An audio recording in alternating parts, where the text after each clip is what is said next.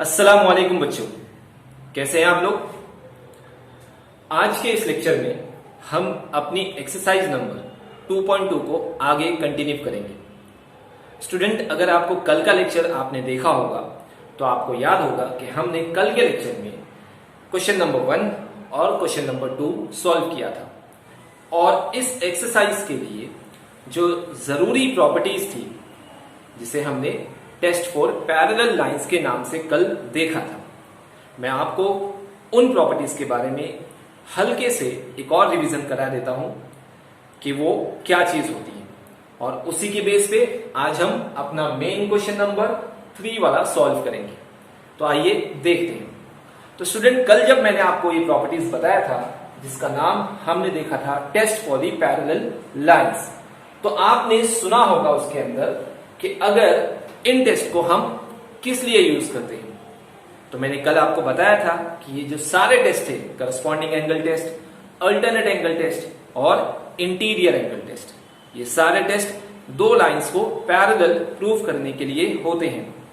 तो कल के हमारे दो क्वेश्चन में, क्वेश्चन नंबर 1 और क्वेश्चन नंबर 2, इन दोनों में हमने लाइंस को पैरेलल प्रूव किया था। तीसरे क्वेश्चन में भी लगभग वैसा ही क्वेश्चन है। तो आइए क्वेश्चन को शुरू करने से पहले हम उन टेस्ट का एक रिवीजन कर लेते हैं। तो स्टूडेंट, सबसे पहला जो टेस्ट है वो मैं आपको यहां बता दूं कि हमने इंटीरियर एंगल टेस्ट देखा था। अब आपको ये बता दूं मैं कि इंटीरियर एंगल टेस्ट क्या होता है। हम मान लेते हैं कि ऐसे कोई दो लाइन है जो मुझे पता नहीं है कि ये पैरेलल है या नहीं है। अब हम इसको पैरेलल कैसे प्रूव करेंगे।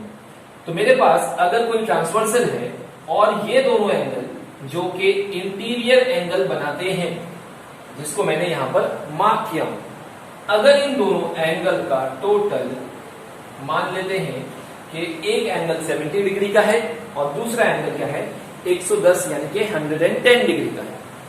अब अगर स्टूडेंट ये दोनों इंटीरियर एंगल इन दोनों को प्लस करें और ये दोनों को प्लस करने के बाद अगर आपका टोटल 180 डिग्री आता है, यानी इंटीरियर एंगल अगर सप्लीमेंट्री है, तब आप कहोगे कि ये लाइंस क्या है, दोनों पैरेलल है।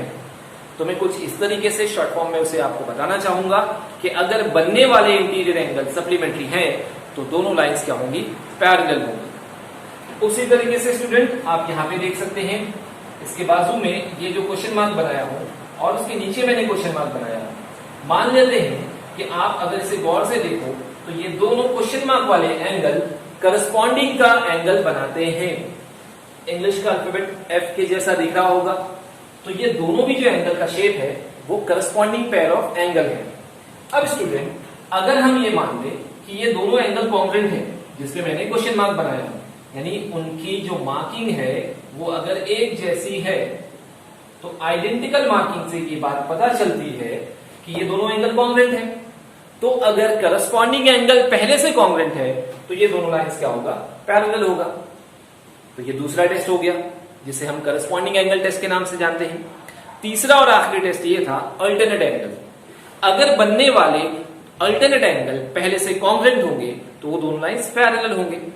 तो कल यही बातें मैंने आपको काफी टाइम लेकर के समझाया था और कई मर्तबा उसका रिवीजन भी किया था। तो आप उसे पहले देख लें अगर आपने अब तक लेक्चर नहीं देखा है। और उसको देखने के बाद आइए इस रिवीजन के बाद हम अपने मेन क्वेश्चन नंबर 3 की तरफ बढ़ते हैं। तो स्टूडेंट, यहां आपका मेन क्वेश्चन नंबर 3 है और ये उससे रिलेटेड डायग्राम है। आइए देखते हैं इस क्वेश्चन में हमें क्या पूछा गया है। तो स्टूडेंट, अगर मैं इस क्वेश्चन नंबर 3 को देखूं तो मुझे जो इंफॉर्मेशन है उस इंफॉर्मेशन में लिखा हुआ है angle A is congruent to angle B, angle X is congruent to angle Y. ये दो इंफॉर्मेशन दी गई है और उसके साथ वो कहता है proof that line L is parallel to line N. समझ में आया? सिंपल सा एक क्वेश्चन है और कुछ नहीं। दो इंफॉर्मेशन है, angle A is congruent to angle B, angle X is congruent to angle Y. ठीक है, मान लेते हैं। डायग्राम में उसे ढूंढ भी लेंगे। यहां पर अगर आप देख रहे होंगे तो ये रेड कलर में लिखा हुआ है angle A is congruent to angle B. ये दोनों एंगल कॉन्ग्रुएंट है, पहले से दिया हुआ है। उसी तरीके से angle X is congruent to angle Y. ये दोनों एंगल भी कॉन्ग्रुएंट है, ये भी पहले से दिया हुआ है। तो इस इंफॉर्मेशन को यूज करके आपको प्रूव करना है कि लाइन एल, ये फर्स्ट वाली लाइन, पैरेलल होना चाहिए लाइन एन को, थर्ड वाली लाइन को। बस यही अपना क्वेश्चन है। प्रूफ करने वाला क्वेश्चन है। तो आइए देखते हैं इसे कैसे प्रूफ करेंगे। अगर मैं इस क्वेश्चन को हमेशा की तरह ओरली सॉल्व करा दूं तो उसे भी एक आप 2 से 5 मिनट में देख लीजिए फटाफट कैसे करेंगे, है ना। चलिए देखिए मेरे साथ, आप अपना दिमाग भी लगाइए और आपका दिमाग अगर नहीं काम कर रहा है तो आइए मेरे साथ देखिए। तो सबसे पहले अगर मैं इसको देखूं, angle A is congruent to angle B, ये रहा एंगल ए और ये रहा एंगल बी। अगर मैं इस एंगल ए और एंगल बी को देखूं तो मुझे देखने में वो कहीं ना कहीं करस्पॉन्डिंग एंगल बनाते हुए दिखते हैं। दिख रहा है? चलिए मैं उसका डायग्राम आपको बना के दिखाता हूं। ये रही वो 2 लाइन और ये उनका ट्रांसवर्सल के, इन तीनों लाइन का क्या है? ट्रांसवर्सल है। यहां पे अगर मैं देखूं तो एंगल ए लिखा हुआ है, इस तरफ देखूं तो एंगल बी लिखा हुआ है। अगर स्टूडेंट इस लाइन को थोड़ा मैं लंबा कर दूं और ये सारी लाइन को थोड़ा सी मैं रफ कर दूं तो आपको ये दिख रहा होगा कि ये इंग्लिश का अल्फाबेट एफ के जैसा है। ये देखिए, देखा है ना? इस तरीके से इसको कर देंगे तो एफ के जैसा लगेगा। तो ये दोनों एंगल ए और एंगल बी, ये दोनों एंगल कौन से एंगल हो गए? बोलिए, करस्पॉन्डिंग एंगल। अब अगर ये करस्पॉन्डिंग एंगल है और साथ ही साथ ये दोनों कॉन्ग्रुएंट भी है ना, करस्पॉन्डिंग एंगल पहले से कॉन्ग्रुएंट है, तो बताइए क्या यूज करेंगे हम लोग? Corresponding angle test. और उस टेस्ट के हिसाब से ये जो वर्टिकल लाइन है, फर्स्ट वाला डेट इज एल और सेकेंड वाला vertical line that is M, ये दोनों क्या हो जाएगा? पैरेलल हो जाएगा। यानी मैं ये कह सकता हूं by corresponding angle test line L is parallel to line M. हो गया। लेकिन हमें एल और एम को पैरेलल प्रूफ नहीं करना है, बल्कि मुझे एल और एन को पैरेलल प्रूफ करना है, थर्ड वाली लाइन को। तो आइए, अब तक तो हमारा ये दोनों काम हुआ है फर्स्ट वाला। फर्स्ट वाले काम में मैंने एल को पैरेलल प्रूफ किया एम के साथ, जैसा कि मैं ओरली समझा रहा हूं। तो फर्स्ट वाले पार्ट में हम ये प्रूफ करेंगे। दूसरे पार्ट में दूसरी इंफॉर्मेशन की तरफ आते हैं। Angle X is congruent to angle Y. आइए डायग्राम को देखते हैं। एक्स यहां पे लिखा हुआ है, वाई यहां पर लिखा हुआ है। अगर मैं इसके शेप को ध्यान से देखूं तो कुछ इस तरह से दिखता है। एक्स यहां पर है, वाई यहां पर है। अब आप मुझे बताइए कौन से शेप का एंगल है? सही, बिल्कुल सही। कौन सा? Alternate angle. अगर ये एक्स और ये वाई अल्टरनेट एंगल है जैसा कि हमें दिख रहा है, साथ ही साथ ये एक्स कॉन्ग्रुएंट है किसको? वाई को। तो हमारे अल्टरनेट एंगल टेस्ट के हिसाब से अगर बनने वाले अल्टरनेट एंगल पहले से कॉन्ग्रुएंट है तो ये दोनों वर्टिकल लाइन पैरेलल होगी। यही है ना टेस्ट, अल्टरनेट एंगल टेस्ट। तो इस वाले टेस्ट के हिसाब से मैं बोलूंगा line M is parallel to line M. सही ना? Line M is parallel to line N. ये हमारा दूसरा स्टेप होगा। और अगर मैं इन दोनों स्टेप को कंबाइन करूं, यानी जो पहले स्टेप में प्रूफ किया हूं उसके बाद मैंने दूसरे स्टेप में प्रूफ किया हूं, उसको कंबाइन करने के बाद मैं अगर गौर से देखूं तो लाइन एल पैरेलल है एम को और फिर यही लाइन एम पैरेलल है किसको? एन को। तो देखा जाए तो तीनों लाइन एक दूसरे को पैरेलल हो जाएंगे। तो जब तीनों लाइन एक दूसरे को पैरेलल है तो क्या मैं ये कह सकता हूं L is parallel to N? समझा ना? और यहां आपका प्रूफ कंप्लीट हो जाएगा। हम ऐसे भी उसको कर सकते हैं, line L is parallel to line M और एम किसको पैरेलल है? एन को। तो दोनों में जो कॉमन अल्फाबेट है यानी कि ये वाली लाइन, इसको हटा दो तो डायरेक्टली आपको एल किसको पैरेलल दिखेगा? एन को पैरेलल दिखेगा फ्रॉम इक्वेशन 1 एंड 2। तो हो जाएगा हमारा प्रूफ। तो बच्चों ये मैंने आपको ओरली समझाने की कोशिश किया हूं। अब आइए इसको प्रेजेंट करके देखते हैं जल्दी से। छोटा सी क्वेश्चन है इसलिए मैं ज्यादा यहां बोलने की कोशिश नहीं कर रहा हूं। इसके बाद वाला जो क्वेश्चन है उसमें हमें काफी कुछ सीखना है। आइए इसको देखते हैं। अब इन सारे रफ वर्क के बाद जब मैं इसको स्टार्ट करूंगा प्रूफ करना, तो स्टार्टिंग में हम यहां से करेंगे, जैसा कि मैंने हर बार आपको बताया हूं कि अगर मुझे प्रूफ करने वाले क्वेश्चन है तो मैं यहां पे उसको जब स्टार्ट करूंगा तो लिखूंगा प्रूफ, PROOF, प्रूफ। यानी कि मैं इसको साबित करना शुरू कर रहा हूं, प्रूफ दे रहा हूं। कैसे देंगे? तो देखिए, सबसे पहले जैसे कि मैंने ये बताया था, ये इसकी इंफॉर्मेशन लेंगे, एंगल ए और एंगल बी। यहां आपको दिख रहा होगा कौन सा एंगल है? करस्पॉन्डिंग एंगल ना। तो सबसे पहले हम यहां लिखेंगे since angle A is congruent to angle B. सही है ना? अब आप बोलोगे कहां से आया, तो आप यहां लिखोगे आगे गिवन, क्योंकि ये हमें क्वेश्चन में पहले से क्या दिया हुआ है? गिवन दिया हुआ है। अब ये दोनों एंगल कैसे दिख रहे हैं, जरा ध्यान से देखो तो। बताया हूं अभी मैंने आपको। हाँ, ये दोनों एंगल करस्पॉन्डिंग एंगल दिख रहे हैं। वैसे तो डायग्राम में थोड़ा सी ये एफ जैसा नहीं दिख रहा है, लेकिन इस लाइन को आगे बढ़ाएंगे और इसको छोटा करेंगे, जैसे मैंने यहां दिखाया, तो ये दोनों दिखने में क्या लगेंगे आपको? Corresponding angle. सही ना?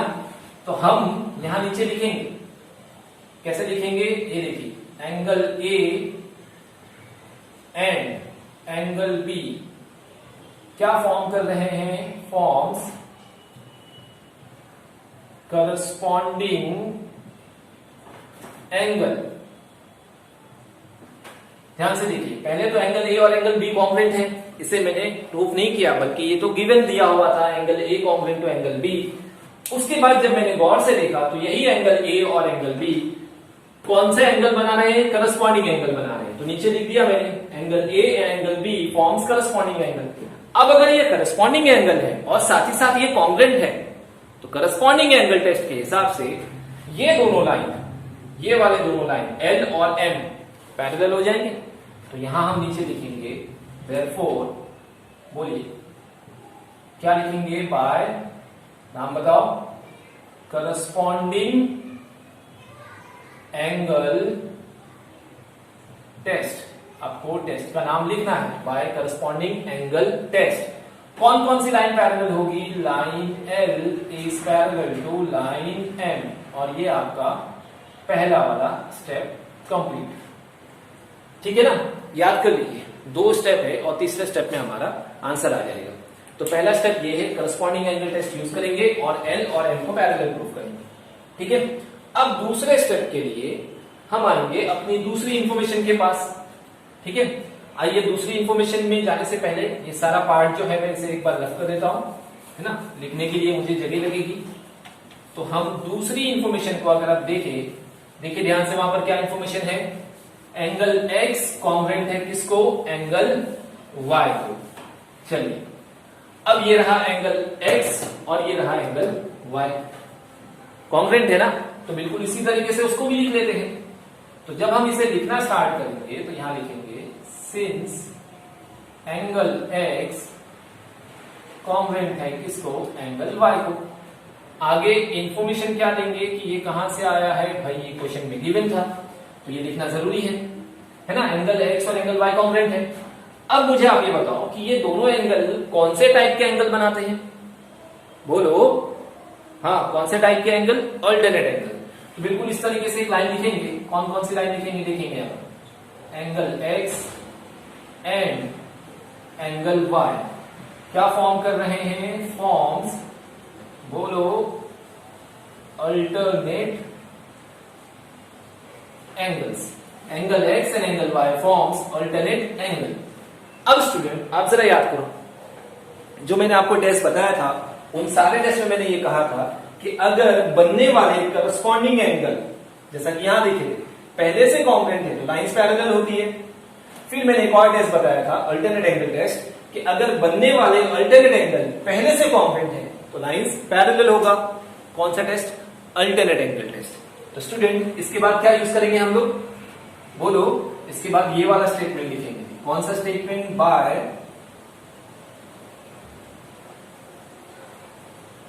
अल्टरनेट एंगल टेस्ट लिखना पड़ेगा। ये बाय अल्टरनेट एंगल टेस्ट, ये वाली जो लाइन है सेकंड वाली एम और थर्ड वाली लाइन एन, ये दोनों क्या हो जाएगा? पैरेलल हो जाएगा। तो हम लिखेंगे लाइन एम पैरेलल है इसको? लाइन एन को। और ये हमारा स्टेप नंबर 2 कंप्लीट। अब इस स्टेप नंबर 2 में और स्टेप नंबर 1 में आप दोनों को गौर से देखिए, है ना? कुछ तो दिख रहा होगा आपको। चलिए, लाइन एल पैरेलल है किसको? एम को पैरेलल है। लाइन एम किसको पैरेलल है? एन को। यहां डायग्राम समझिए, ये फर्स्ट वाला लाइन एल पैरेलल है एम को, सेकंड वाला एम पैरेलल है एन को, तो तीनों लाइन एक दूसरे को पैरेलल हो गई। तो स्टूडेंट जब तीनों लाइन एक दूसरे को पैरेलल है तो क्या मैं ये कह सकता हूं कि फर्स्ट वाला लाइन L पैरेलल होगा थर्ड वाली लाइन N को? कह सकता हूं ना? समझा कि नहीं?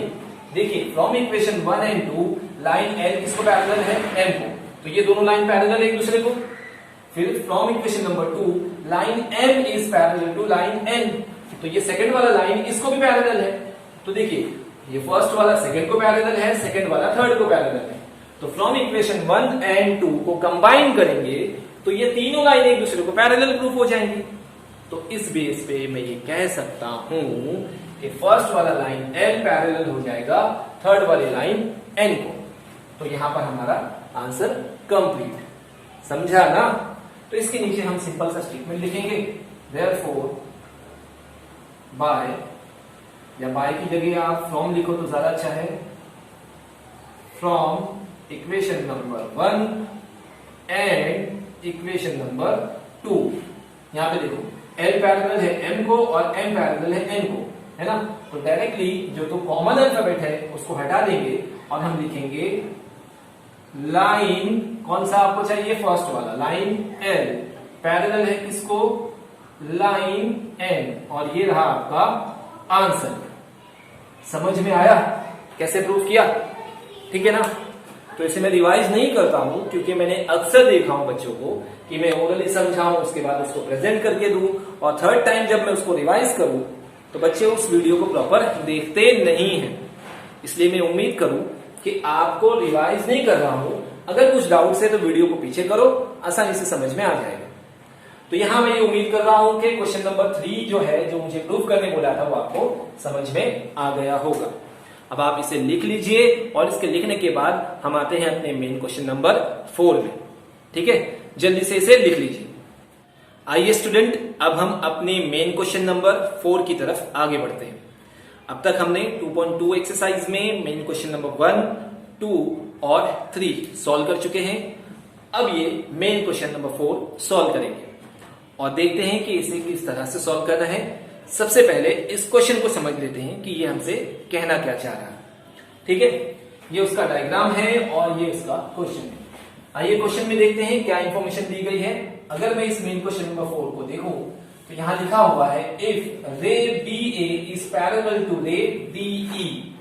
अगर रे BA, रे समझता है ना आपको?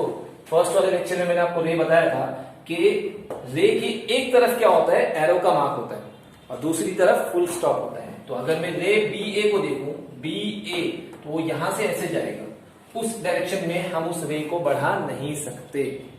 फिलहाल ये मान लेते हैं कि ये जो BA है ये किसको पैरेलल है? रे DE, इस वाली रे को। तो BA और DE ये दोनों जो लाइंस आपको या रे दिख रही है, ये दोनों क्या है? पैरेलल है। समझ में आया? तो आइए फिर से देखते हैं एक बार क्या इंफॉर्मेशन है। BA is parallel to DE। Then समझा ना? ये इंफॉर्मेशन है जो लिखा हुआ है वो हम यहाँ पे डायग्राम में देख रहे हैं। Ray BA is parallel to DE, ये दोनों पैरेलल है, क्वेश्चन में दिया हुआ है।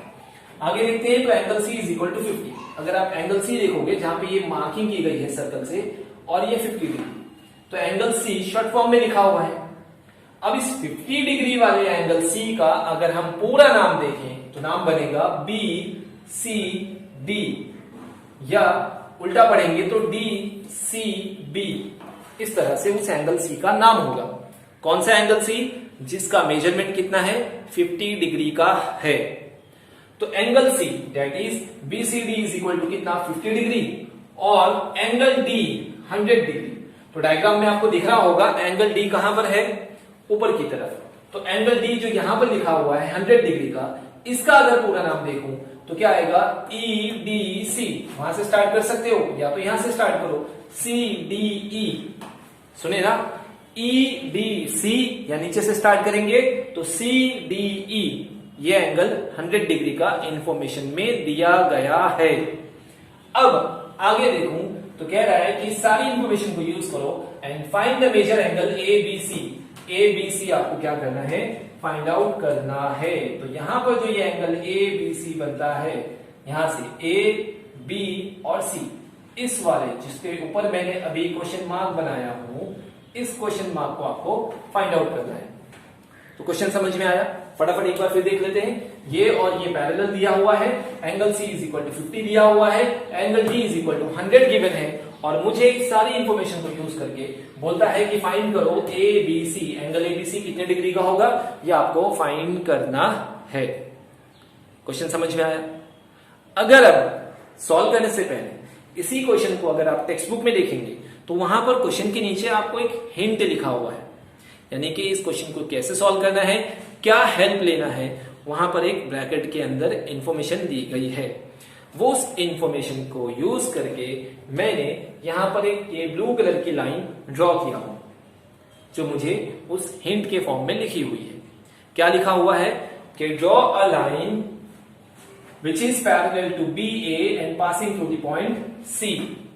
वहां एक इंफॉर्मेशन है, कुछ इसी तरीके का होगा, draw a line which is passing through the point C and parallel to BA। सुने ना क्या बोला उसने, कि एक ऐसी लाइन बनाओ जो कहां से पास हो, पॉइंट C से पास होना चाहिए। तो मैंने बनाया है ना। अब आप बोलेंगे सर पॉइंट C से तो ऐसे भी बना सकते थे, क्रॉस में भी बना सकते थे, सीधी सीधी ही क्यों बनाया हॉरिजॉन्टल में?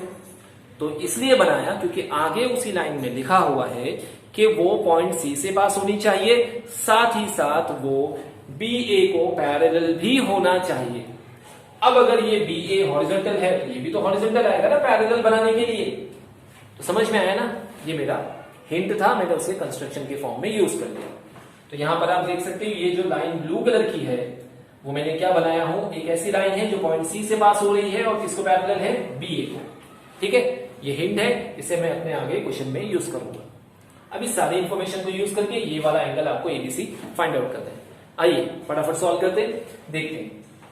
तो स्टूडेंट हमेशा की तरह अगर मैं इसे ओरली सॉल्व करूं, है ना, तो आइए फटाफट ओरली बता देता हूं ताकि आपका प्रेजेंटेशन के टाइम पे आपका आंसर जल्दी से समझ में आ जाएगा। तो ध्यान से देखिए, अब अगर मैं सबसे पहले ये देखूं कि BA किसको पैरेलल है, DE को।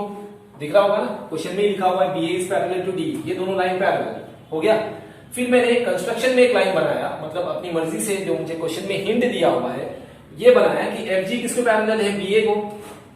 तो ये BA DE को पैरेलल है और ये BA FG को भी पैरेलल है। तो प्रीवियस वाले क्वेश्चन नंबर 3 के जैसे ये तीनों लाइन एक दूसरे को पैरेलल होगा ना।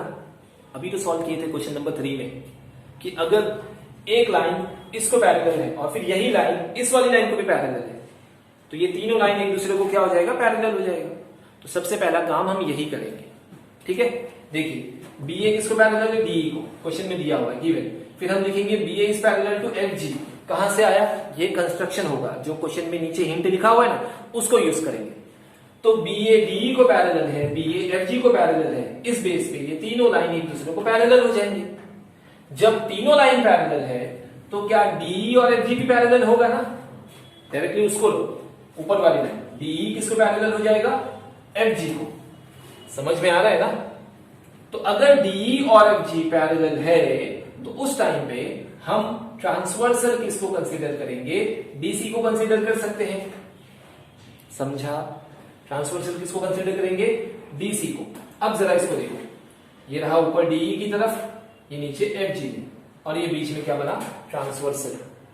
ये लाइन DE और ये वाली लाइन FG, यहां पे क्या लिखा हुआ है, बीच में C लिखा हुआ है। अब अगर हम गौर करें तो DE पैरेलल है FG को, वो मैं प्रूफ कर दूंगा। और ध्यान से देखें तो यहां से ऐसे मुझे कुछ अल्टरनेट एंगल बनता हुआ दिखता है, ये वाला उल्टा Z जैसा कुछ दिख रहा है ना, तो इसे हम क्या बोलेंगे, अल्टरनेट एंगल। अब आप सबको मालूम है कि अगर दो लाइन पैरेलल है, 2.1 वाला कॉन्सेप्ट, अगर दो लाइन पहले से पैरेलल है तो बनने वाला अल्टरनेट एंगल कॉन्ग्रुएंट होता है। तो ये D अगर 100 है तो ये वाला क्या आ जाएगा, 100 आ जाएगा।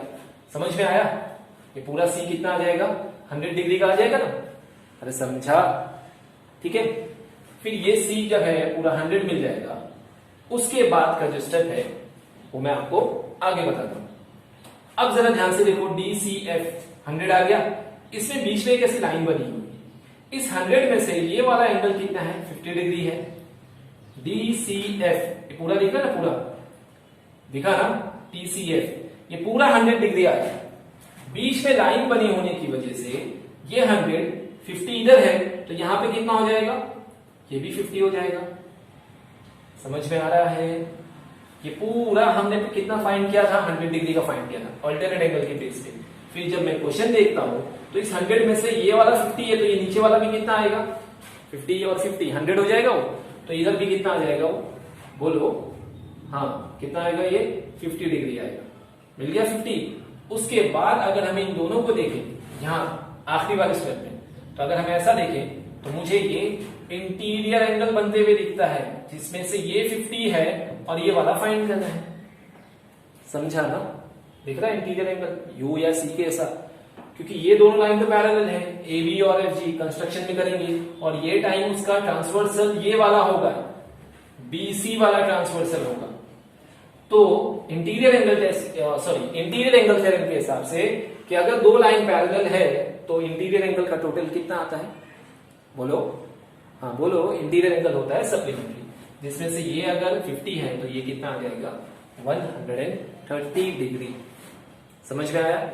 तो इस तरीके से ये ओरली क्वेश्चन था। अब क्वेश्चन थोड़ा सी बड़ा है ना? छोटा होता तो कैसा ओरल आपको जल्दी समझ में आ जाता। इसमें से हमारे पास टोटल कितने स्टेप है, 4 स्टेप में हम सॉल्व करेंगे। पहले लाइंस को पैरेलल प्रूफ करेंगे, उसके बाद अल्टरनेट एंगल यूज करेंगे, उसके बाद एंगल एडिशन पोस्टुलेट यूज करेंगे, उसके बाद इंटीरियर एंगल यूज करेंगे। फिर से सुनो, मैं यहां पर वो 4 स्टेप आपके लिए लिख देता हूं। पहले हम क्या करेंगे, लाइंस को पैरेलल प्रूफ करेंगे। पैरेलल प्रूफ करने के बाद दूसरा वाला स्टेप हम अल्टरनेट एंगल सॉल्व करेंगे। फिर तीसरा वाला स्टेप हम सॉल्व करेंगे एंगल एडिशन प्रॉपर्टी। सुने, ध्यान से सुनो, एंगल एडिशन प्रॉपर्टी। और चौथा और आखिरी स्टेप हम सॉल्व करेंगे इंटीरियर एंगल। समझ में आया सभी को? आया कि नहीं आया ना? चलिए देखते हैं, ठीक है। अब इसको प्रेजेंट करने से पहले मैं ये वाला जो पार्ट है सब ये रफ कर देता हूं, या इसका चलो यूज करेंगे हम लोग, जहां जरूरत पड़ी वहां रफ करेंगे, ठीक है। अभी मुझे वापस से इसे समझाना पड़ेगा। आइए क्वेश्चन स्टार्ट करते हैं। क्वेश्चन को स्टार्ट करने के पहले हम यहां मुझे फाइंड आउट करना है, तो मैं इसको लिखूंगा सॉल्व करना। प्रूफ नहीं करना है ना, तो फाइंड करने बोला है, find the measure angle A B C, इसलिए हम क्या लिखेंगे, सॉल्यूशन। सॉल्यूशन तो शॉर्ट फॉर्म मैंने यहां लिख दिया हूं। अब इसको सॉल्व करना स्टार्ट करेंगे। तो स्टूडेंट, जैसा कि मैंने सबसे पहले बताया था कि हम क्या करेंगे, इस क्वेश्चन में कंस्ट्रक्शन करेंगे। उस क्वेश्चन के टेक्स्ट बुक में जहां आपका क्वेश्चन लिखा हुआ है उसके नीचे एक लाइन है, उसको यूज करेंगे और ये ब्लू वाली लाइन बनाएंगे। तो मैं डायरेक्टली तो ब्लू वाली लाइन तो मैंने बना दिया हूं, लेकिन जब मैं इसको सॉल्व करूंगा तो यहां पे लिखूंगा। आ रही बात समझ में? क्यों? क्योंकि आपको क्वेश्चन में हिंट दिया हुआ है, तो उसमें उसको आपने जब बनाया तो यहां लिखना पड़ेगा ना उसको, है ना? तो चलो क्या लिखेंगे, draw a line F G passing through the point C and parallel to B A, जैसी इंफॉर्मेशन मुझे क्वेश्चन में दी गई है, ठीक है। आइए इसे सॉल्व करना स्टार्ट करते हैं। सबसे पहले उस इंफॉर्मेशन को हम लिख लेंगे कुछ इस तरह से। सॉल्यूशन की लाइन आपको यहां दिख रही होगी, तो हम उस ब्लू वाली लाइन की इंफॉर्मेशन को यहां पे लिख रहे हैं, draw a line. Draw a line, कौन सी लाइन, एफ जी, दिख रहा है आपको? तो draw a line F G, जो कहां से पास हो रहा है, passing through. Draw a line F G passing through point C, दिख रहा है पॉइंट सी। तो ये एफ जी आपको लाइन दिख रही होगी जो कहां से पास हुई है, पॉइंट सी से, है ना? तो उस इंफॉर्मेशन को यहां लिख रहा हूं, draw a line F G passing through point C and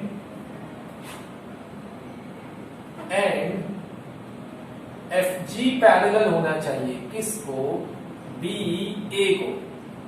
दिख रहा है? इसी इंफॉर्मेशन को मैंने यहां पर लिखा हूं। एक बार फिर से देख लीजिए, draw a line F G passing through the point C, diagram में जैसा दिख रहा है, and F G is parallel to B A. ये एफ जी जो बनाई गई है ना लाइन, ये बी ए को पैरेलल बनना चाहिए। इतना समझ में आया? इस इंफॉर्मेशन को जो हिंट हमें दिया गया था उसको मैंने वहां बना भी लिया और मैंने इसको यहाँ लिख भी लिया। बनाना भी जरूरी है, बिना बनाए सम सॉल्व नहीं होगा, और लिखना भी जरूरी है ताकि आपको पूरे मार्क्स मिल सके। अब इसकी इंफॉर्मेशन के बाद मैंने आपको कितने स्टेप दिखाए इस सम में? हाँ, 4 स्टेप जो आपको यहाँ लिखे हुए दिख रहे होंगे, है ना? याद कर लीजिए इसको। जब भी आप सॉल्व करेंगे ना तो दिमाग में ये 4 स्टेप क्या करेंगे, याद रखेंगे, ताकि आपको ना याद हो कि सबसे पहला काम क्या करना है, उसके बाद क्या काम करना है, फिर उसके बाद तीसरा स्टेप क्या है और आखिरी चौथा स्टेप क्या होगा। तो उससे क्या होता है मालूम बच्चों? उससे ये होता है कि आपका सम सॉल्व करने के टाइम पे ना स्पीड बढ़ जाती है। हाँ, पहला काम ये करना है, हो गया, दूसरा काम ये करना है, आगे याद रहेगा ना। सम को रट्टा करने के लिए नहीं कह रहा हूं, स्टेप में क्या काम करना है, इस क्वेश्चन में क्या सॉल्व करना है, उसको दिमाग में रखना है ताकि आपको आसानी से समझ में आ जाए और लिखने के टाइम पे बहुत हेल्पफुल होता है। तो ये 4 स्टेप जो है, पहले पैरेलल प्रूव करेंगे लाइन को, उसके बाद अल्टरनेट एंगल यूज करेंगे, उसके बाद एंगल एडिशन प्रॉपर्टी, नई प्रॉपर्टी है मैं आपको बताऊंगा बीच में, और उसके बाद लास्ट में इंटीरियर एंगल यूज करेंगे। ठीक है, तो आइए स्टार्ट करते हैं। इस लिखने के बाद सबसे पहला स्टेप है पैरेलल प्रूफ करना। तो कैसे प्रूफ करेंगे? तीनों लाइन को पैरेलल कैसे प्रूफ करेंगे यहां देखना होगा। ठीक है, ध्यान से देखिए। एक लाइन का गैप दे देंगे और लिखेंगे सिंस बी ए पैरेलल है किसको? देखो यहाँ B A is parallel to D, दिख रहा है सभी को? B A is parallel to D E. क्या आपका इक्वेशन नंबर 1 कहां से आया? तो आप बोलोगे सर ये तो क्वेश्चन में गिवन है, हो गया ना पहला।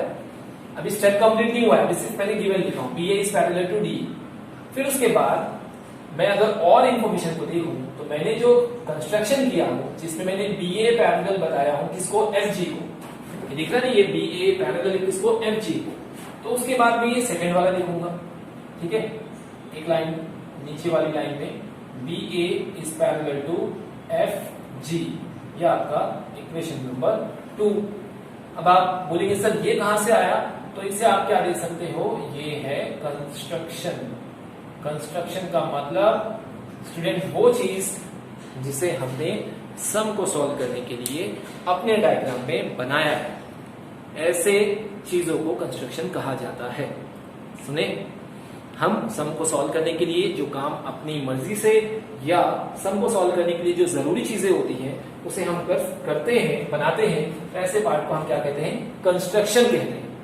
तो ये वाला जो पार्ट है B A is parallel to F G, ये कंस्ट्रक्शन से आ गया।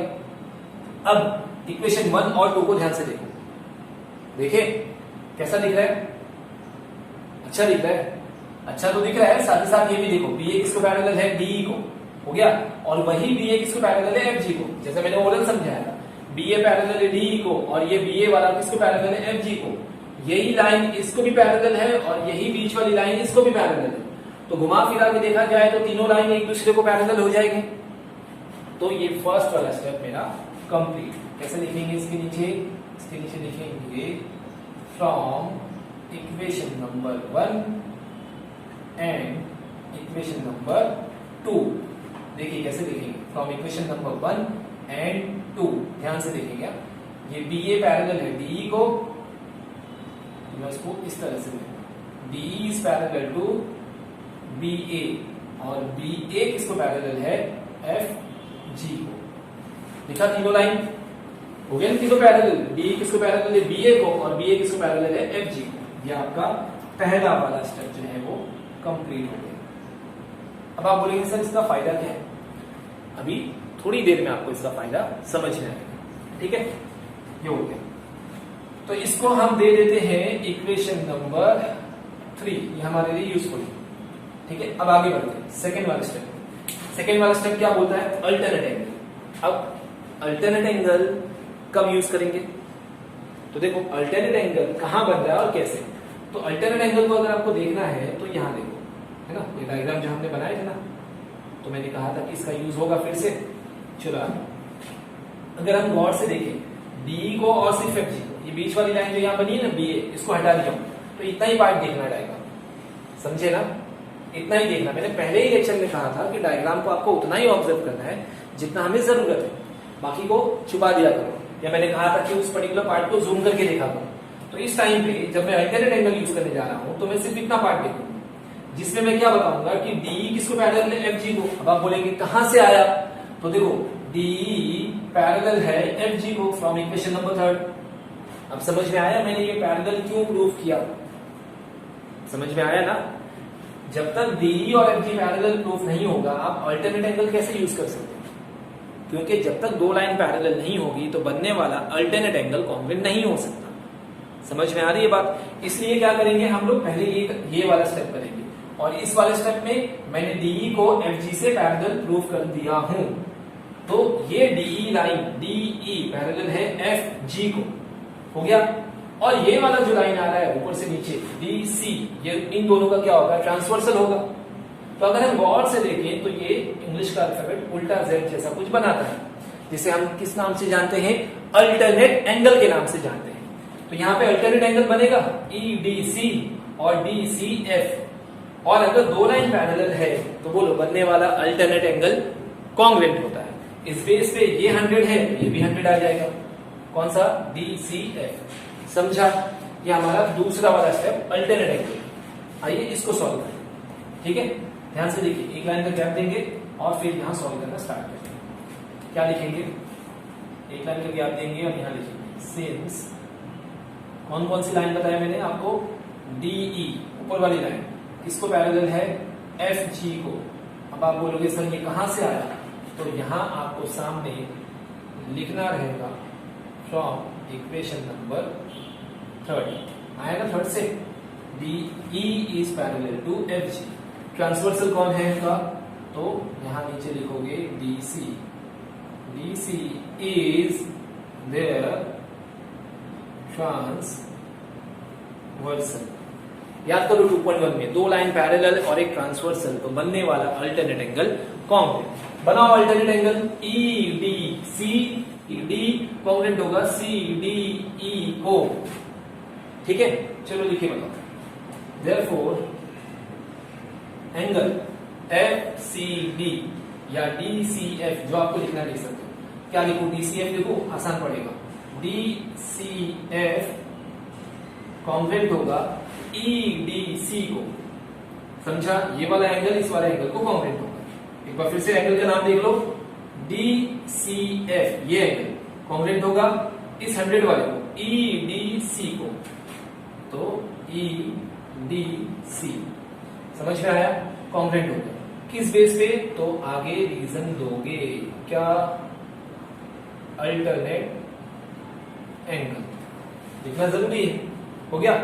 अब DCF की वैल्यू है आपके पास यहां पर, DCF इसकी वैल्यू यहां पर है, DCF। अब आप बोलेंगे सर यहां 50 लिखा हुआ। अरे ध्यान से देखो, वो 50 DCB का है, DCF का नहीं है। F नीचे तक आ रहा है, तो हमारे पास DCF की वैल्यू नहीं है। तो जो चीज नहीं है उसे हम एज इट इज कॉपी करेंगे। DCF कॉन्ग्रुएंट की साइन इज इक्वल टू में हो जाएगी। और ये वाला एंगल कौन सा है? Angle EDC। EDC ये रहा, ED और फिर C, बीच में कौन? D ना। तो D पे कितना बना? EDC कितना डिग्री है? 100 डिग्री का। ये रहा आपका सेकंड वाला स्टेप कंप्लीट, अल्टरनेट एंगल वाला सेकंड वाला स्टेप और ये फर्स्ट वाला स्टेप। 2 स्टेप कंप्लीट हो गए। अब बढ़ते हैं अपने तीसरे स्टेप की तरफ। तीसरा स्टेप क्या है? Angle addition property. नाम सुने? क्या बताया मैंने? Angle addition property. अब ये क्या है मैं इसी में इसको समझाता हूं, और समझाने से पहले ये वाला पार्ट जो है मैं रफ कर देता हूं। एंगल एडिशन प्रॉपर्टी तीसरा वाला स्टेप रहेगा। उसको लिखने के लिए हम यहां सॉल्व करेंगे इसके नीचे, ठीक है? तो देखते हैं अब एंगल एडिशन प्रॉपर्टी जो है बच्चों, ये क्या पार्ट है ना, और क्या चीज है। तो जैसा कि नाम से आप सुन रहे होंगे, एंगल एडिशन यानी कि दो एंगल को जब आप प्लस करोगे तो एक बड़ा एंगल मिलता है। जैसे एग्जांपल यहां देखो, ये मार्कर का कैप है और ये मार्कर का पेन है। अगर इस पेन को इस कैप से मैं प्लस करूं तो कंप्लीट मार्कर बनता है ना। इसी की तरह से दो छोटे छोटे एंगल को जब आप प्लस करोगे तो एक बड़ा एंगल बनेगा। इसी चीज को हम कहते हैं एंगल एडिशन प्रॉपर्टी। समझ में आ रही है बात? समझ में आ रही? आइए यहां पे समझाता हूं, उसके बाद देखते हैं। मान लेते हैं हमारे पास एक ऐसा बड़ा सी एंगल है जिसका नाम है ABC, ठीक है? इस सम के 2 स्टेप हो गए, बीच में मैं ये चीज समझा रहा हूं, ध्यान से देखिएगा। बीच में एक यहाँ पे ऐसी लाइन बनी हुई है और डी लिखा हुआ है, ए बी सी, बड़ा सी एंगल था, फिर मैंने बीच में एक रे बना दिया और यहाँ पे लिखा हूं मैंने 50 डिग्री और यहाँ लिखा हूं मैंने 80 डिग्री। देखिए अब मुझे इस एबीसी की पूरी वैल्यू बताओ, एंगल एबीसी की पूरी वैल्यू बताओ। तब आप क्या करोगे सर, ये 50 और 80 को प्लस करोगे ना, तभी तो एबीसी का पूरी वैल्यू आएगा। तो जो आप प्लस कर रहे हो ना, इसी को एंगल एडिशन प्रॉपर्टी कहते हैं। कैसे कहेंगे देखना, एंगल ए बी डी कितना डिग्री है 50, एंगल डी बी सी कितना है 80, तो angle A B D plus angle D B C मिला के क्या बनेगा, एंगल ए बी सी बनेगा। तो दो छोटे वाले एंगल को जब मैं प्लस किया तो एक बड़ा एंगल बना, और इसी का नाम होता है एंगल एडिशन प्रॉपर्टी। ठीक है, अभी आपको वही चीज यहाँ पे सॉल्व करना है। आइए देखते हैं कि कैसे होगा। चलिए अब ध्यान से देखिएगा, नजर बनाए रखिएगा आप, एंगल एडिशन प्रॉपर्टी। ये वाले पार्ट को देखिए जो मैं आपको दिखाना चाहता हूं, DCF। ठीक है, देखिए इससे पहले मैं आपको यहाँ पे एक लाइन बना देता हूं और इधर भी बना देता हूं। इस वाले पार्ट में हमको लिखना है। ठीक है, फर्स्ट वाला स्टेप, सेकेंड वाला स्टेप और ये इधर आ जाएगा। चलो, एंगल DCF, कौन सा DCF। अगर आपको इसको समझना है जूम करके तो आइए वो भी देखिए। सब में टाइम लगेगा, बड़ा सम है, इंपॉर्टेंट क्वेश्चन है। DCF दिख रहा है, दिखा DCF। अगर मैं इसको देखूं तो मेरे पास इसकी वैल्यू तो है क्या DCF की, नहीं तो आई होगी, ये रहा DCF कितना डिग्री है, पूरा का पूरा 100 डिग्री है ना। अब बीच में कैसी लाइन गई है और यहाँ पे क्या लिखा हुआ है 50 डिग्री। तो अगर ये पूरा 100 था तो ये वाला कितना आएगा 50 आएगा ना। तो इसी को हम एंगल एडिशन प्रॉपर्टी कहेंगे। कैसे यूज करेंगे अब उसको देखना है। चलिए ध्यान से देखो, जो मैं यहां पर सॉल्व करने जा रहा हूं, एंगल DCB, DCB दिखा आपको, फिर से देखो DCB, ये 50 डिग्री वाला एंगल, इस एंगल में BCF, एंगल BCF प्लस किया, देखिए ना, जैसे इस मार्कर में इस कैप को प्लस किया तो कंप्लीट मार्कर बन गया। उसी तरीके से DCB ये वाला प्लस, ध्यान से देखो, BCF ये वाला एंगल, ये 50 वाला एंगल, और यहां जहां पे कुछ लिखा हुआ नहीं है ये एंगल 50 वाले का नाम है, बोलो नाम बोलो, DCB। फिर प्लस यहां वाले एंगल का नाम क्या है BCF। लिखा, दो छोटे छोटे एंगल को प्लस किया। तो जब दो छोटे एंगल को प्लस करोगे तो इज इक्वल टू करके एक बड़ा एंगल बनेगा ना।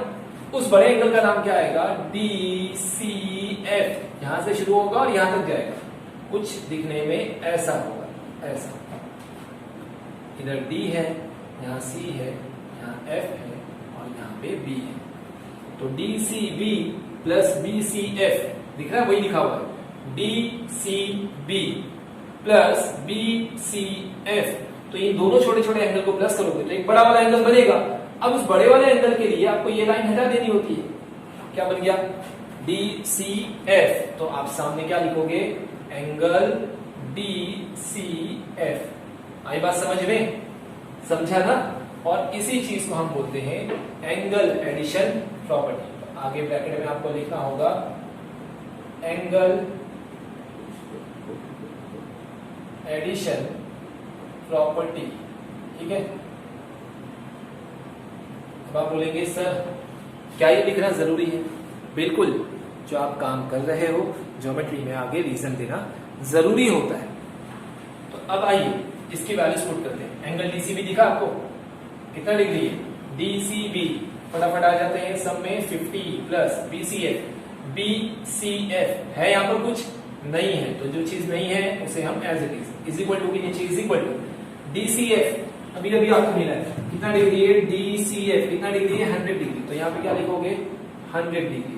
अब इसमें से जो एंगल नहीं है उसे अकेला करो, BCF अकेला। कब होगा, जब ये प्लस 50 वहां जाके क्या होगा माइनस।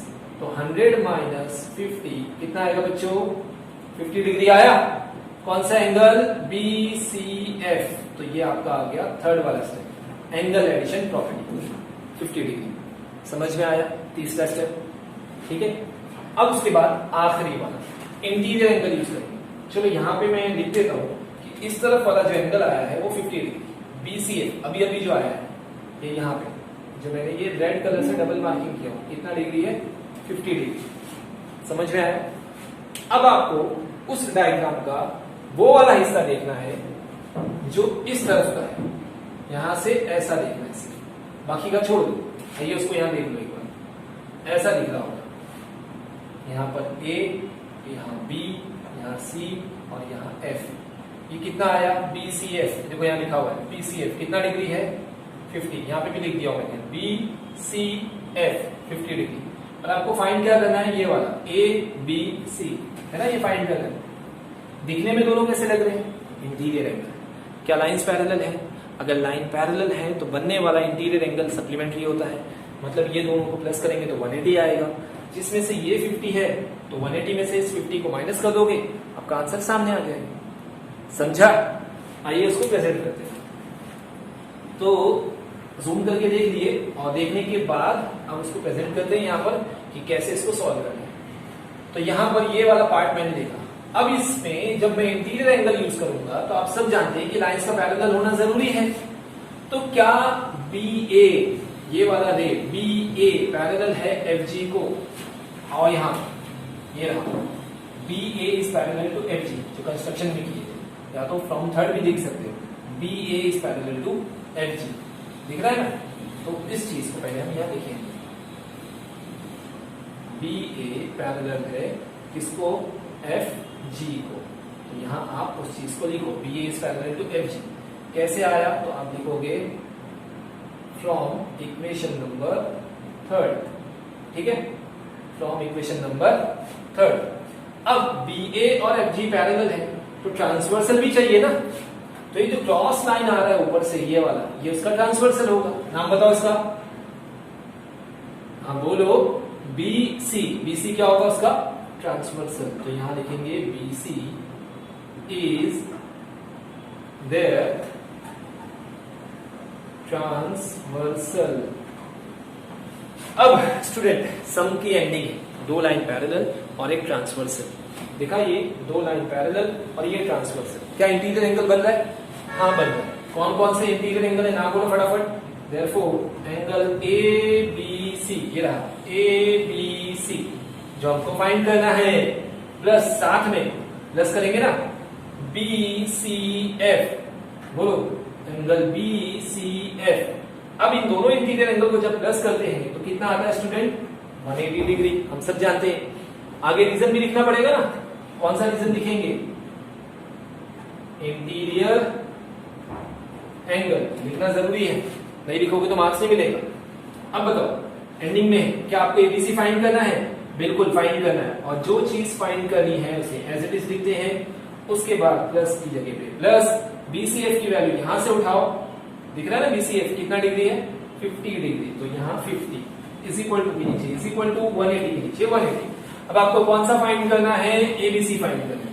जिसको फाइंड करना है उसको अकेला करो, प्लस वाला 50 वहां भेज दो, माइनस हो जाएगा, आपका आंसर सम। ठीक है, ये कर दो। Therefore angle ABC is equal to नीचे इज इक्वल टू 180 के नीचे 180 प्लस 50 वहां जाके क्या होगा? -50। 180 माइनस 50 130। कौन सा एंगल? ABC।